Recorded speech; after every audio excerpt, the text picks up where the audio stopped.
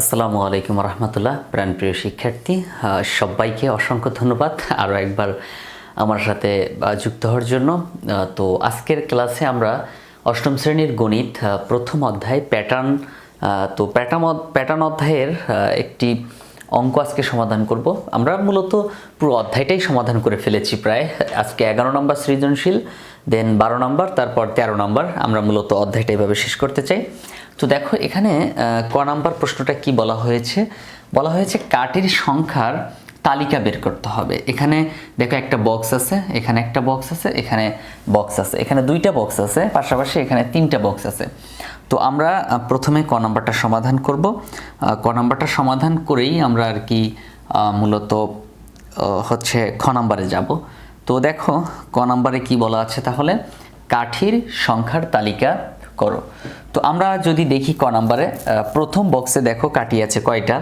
কাঠি আছে এখানে একটা, দুইটা, তিনটা, চারটা। তাহলে প্রথম বক্সে কাঠির সংখ্যা কয়টা? চারটা। আমরা এইভাবে আর কি লিখব। তো ক নাম্বারটা সমাধান করি, চলো এখানে আমরা লিখি ক নং উত্তর করব। তো প্রথম বক্সে এভাবে লিখব, প্রথম বক্সে কাঠির সংখ্যা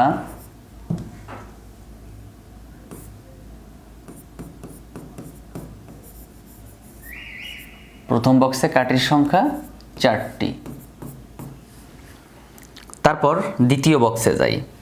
দ্বিতীয় বক্সে কাঠির সংখ্যা আছে একটা, তারপর দুইটা, তারপর তিনটা, চারটা, পাঁচটা, ছয়টা, সাতটা আছে। দ্বিতীয় বক্সে কাঠির সংখ্যা কয়টা? 7টা। তাহলে আমরা লিখব দ্বিতীয় বক্সে কাঠির সংখ্যা 7টি। দ্বিতীয় বক্সে কাঠির সংখ্যা 7টি।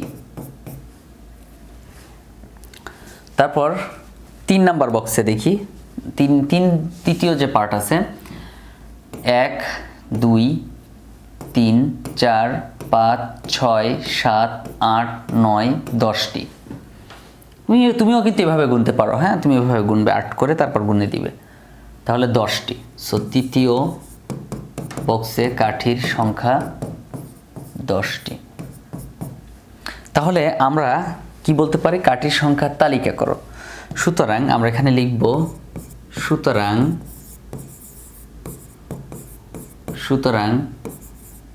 কাঠির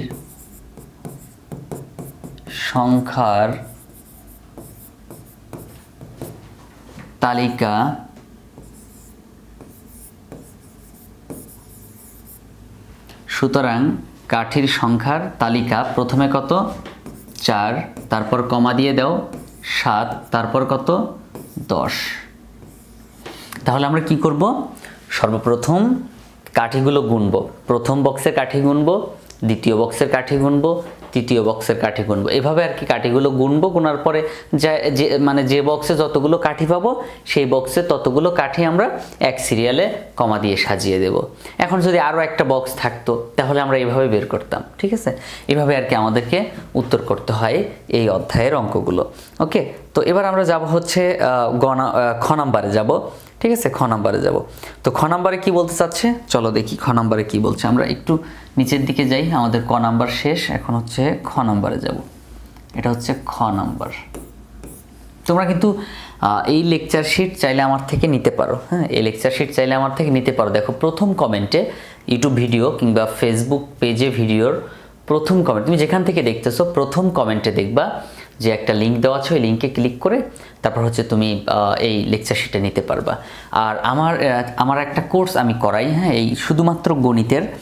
তুমি যেমন অষ্টম শ্রেণীতে পড়ো, তো অষ্টম শ্রেণীতে যদি তুমি ভিডিওটা আজকে দেখে থাকো তাহলে আজকেই তুমি ভর্তি হতে পারবা। সেটা হচ্ছে ভর্তির জন্য আমার এই নাম্বারে তুমি কল দিতে পারো, 01647550096, 01647550096। এবং সবচেয়ে মজার ব্যাপার হচ্ছে আমি একবারই মাত্র 499 টাকা নেই। তুমি 499 টাকা দিয়ে একবার ভর্তি হবা, আর হচ্ছে তুমি একদম ডিসেম্বর পর্যন্ত তোমার ফাইনাল পরীক্ষা পর্যন্ত, তোমার ফাইনাল এক্সামিনেশন পর্যন্ত তুমি ক্লাস করতে পারবা। ফাইনাল এক্সামিনেশন, সো তুমি যদি জানুয়ারি মাসে ভর্তি হও তাও ফাইনাল এক্সাম পর্যন্ত পরীক্ষা দিতে পারবা। তুমি যদি ফেব্রুয়ারিতে ভর্তি হও তাও মানে তুমি ক্লাস করতে পারবা। মানে জানুয়ারি, ফেব্রুয়ারি, মার্চ, এপ্রিল, মে, যদি তুমি যে মাসেই ভর্তি হও, এক কথায় সেই মাসেই তুমি হচ্ছে সেই মাস থেকে শুরু করে একদম ফাইনাল পর্যন্ত তুমি ক্লাস করতে পারবা। আর কোনো টাকা দিতে হবে না। কি বলেছি বুঝতে পেরেছো? আর একটা টাকাও দিতে হবে না। তুমি একবারই মাত্র 500 টাকা, 499 টাকা। তুমি তো প্রতি মাসেই হচ্ছে তোমার টিচারকে তুমি 1000 করে দাও না, প্রতি মাসে 1000 করে দাও না, তুমি দিবা মাত্র 499 টাকা। আর তোমার হচ্ছে বাসায় যদি ফোন থাকে, তোমার মা কিংবা তোমার বাবার ফোন থাকে, সেই ফোনে তুমি ক্লাস করবে। এবং ক্লাসটা রাতের বেলা হয় তো, সুতরাং সবাই কিন্তু তখন বাসায় থাকে এবং ছুটির দিনে হয় ক্লাস।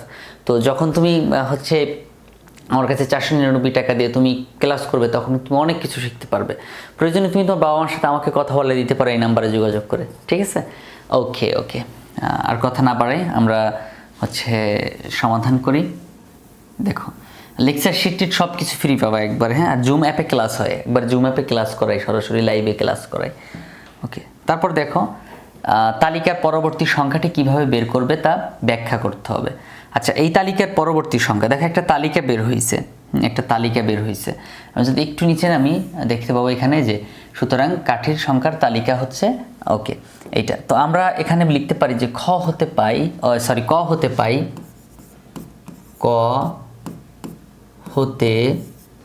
পাই। আমরা ক থেকে কি পাইছি বলো তো? এই তালিকাটা পাইছি না? ক হতে পাই তালিকা 4, 7, 10, তাই না? ওকে, তাহলে আমরা কি পেয়েছি? তালিকা থেকে পেয়েছি যে 4, 7, তারপরে কত? 10 আছে।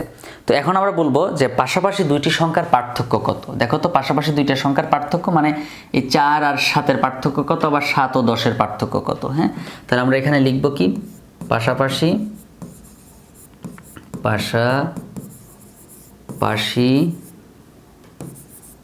দুইটি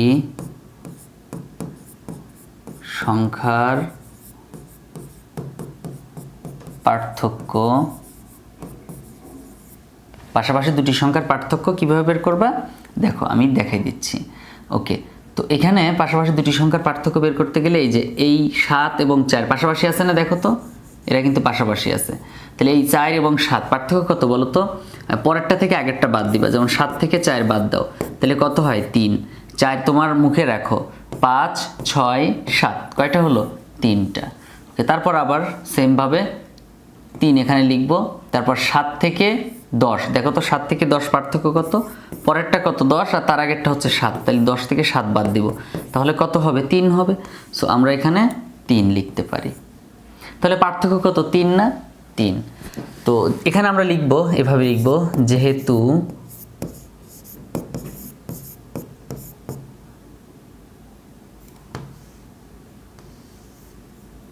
তালিকার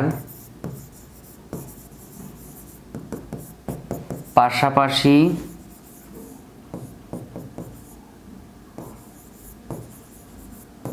মানের পার্থক্য 3,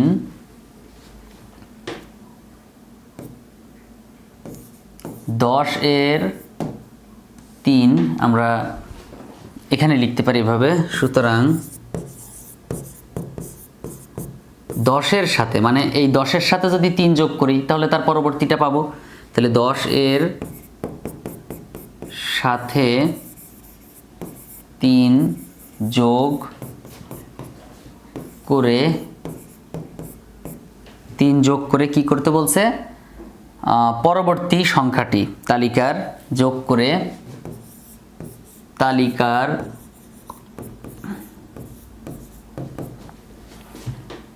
পরবর্তী সংখ্যা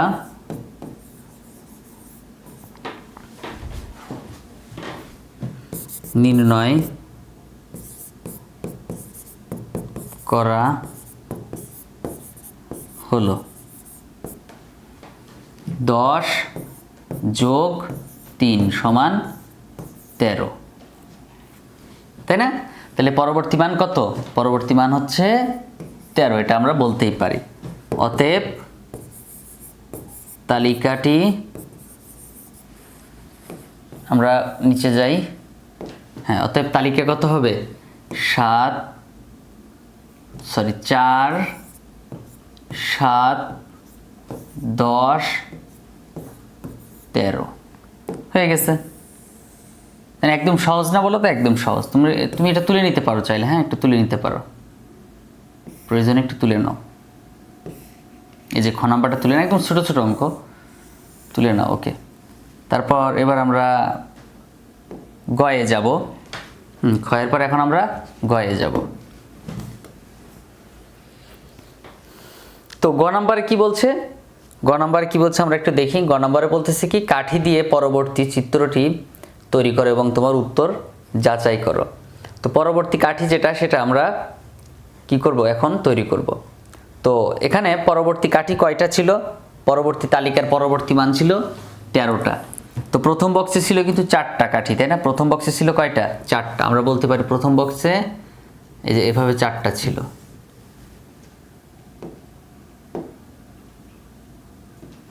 দেখো,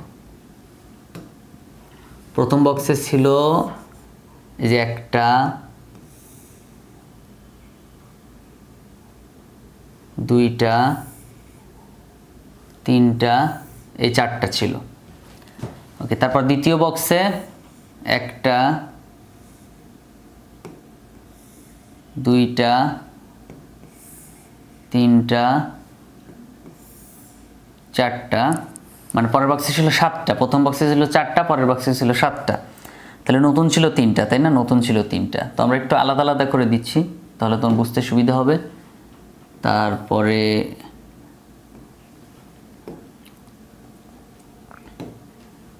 দেখো,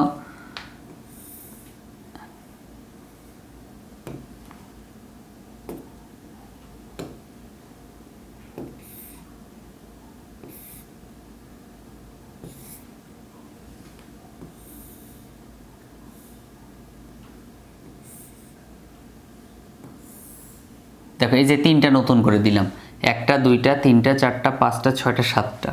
তারপর একটা হবে কত? 10টা হবে। তারপর কত? 10টা। তো আমরা 10টা দিব। 1 2 3 4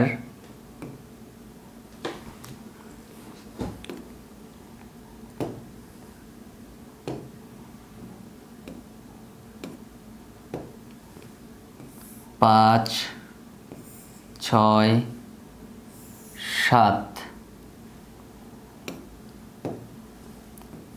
8 9 10টা হয়েছে না? 10টা।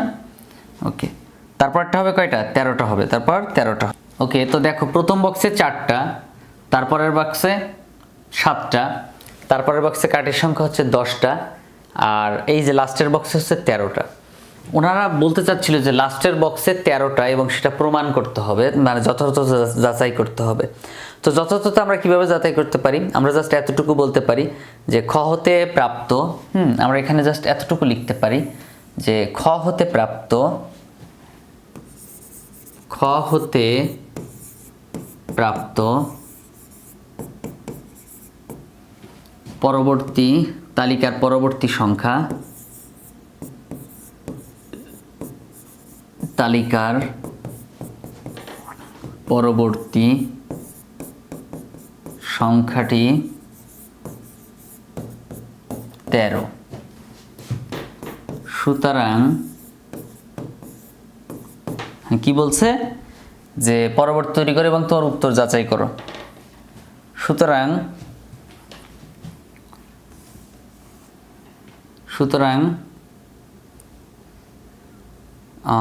পরবর্তী চিত্রটি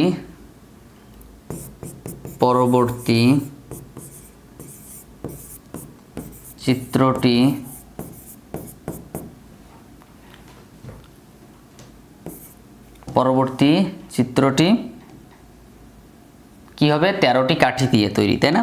পরবর্তী চিত্রটি কয়টি কাঠি দিয়ে তৈরি হয়েছে? 13টি কাঠি দিয়ে তৈরি হয়েছে। সুতরাং পরবর্তী চিত্রটি, হ্যাঁ, চিত্রটির কাঠির সংখ্যা, চিত্রটির কাঠির সংখ্যা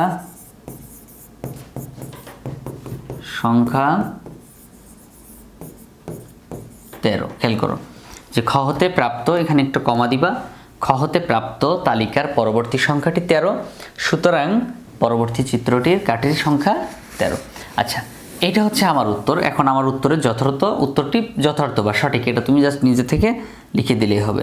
এটা হচ্ছে কি গ নাম্বার প্রশ্নের উত্তর, এখানে গ নাম্বার প্রশ্নের উত্তর। তো এরপর আমরা যাব হচ্ছে 12 নাম্বার সৃজনশীল, আমাদের কিন্তু 11 নাম্বার শেষ, এখন আমরা যাব 12 নাম্বার সৃজনশীলে। তো যারা কোর্সে ভর্তি হতে চাও দ্রুত আমার সাথে যোগাযোগ করো, আর যারা অলরেডি ভর্তি হয়েছো তাদেরকে তো ধন্যবাদ। আমার চ্যানেলে যদি তুমি প্রথম হয়ে থাকো প্লিজ চ্যানেলটা সাবস্ক্রাইব করো, আর যদি অলরেডি সাবস্ক্রাইব করে থাকো I am really grateful to you. আসলেই তোমাকে অনেক ধন্যবাদ। তুমি আমার এই ভিডিওগুলোর লিঙ্কটা তুমি তোমার বন্ধুবান্ধবের কাছে শেয়ার করতে পারো, গ্রুপের মধ্যে শেয়ার করতে পারো, কিংবা তোমাদের ফেসবুক আইডিতে শেয়ার করতে পারো, ঠিক আছে? এতে করে কিন্তু আমি এই ক্লাসগুলো তোমাদের জন্য আরও বেশি বেশি তৈরি করতে পারবো, পুরো বই তোমাদেরকে সলভ করে দেবো ইনশাল্লাহ। সো দেখা হচ্ছে পরবর্তী ক্লাসে, ততক্ষণ পর্যন্ত ভালো থেকো। আসসালামু আলাইকুম রহমতুল্লাহ।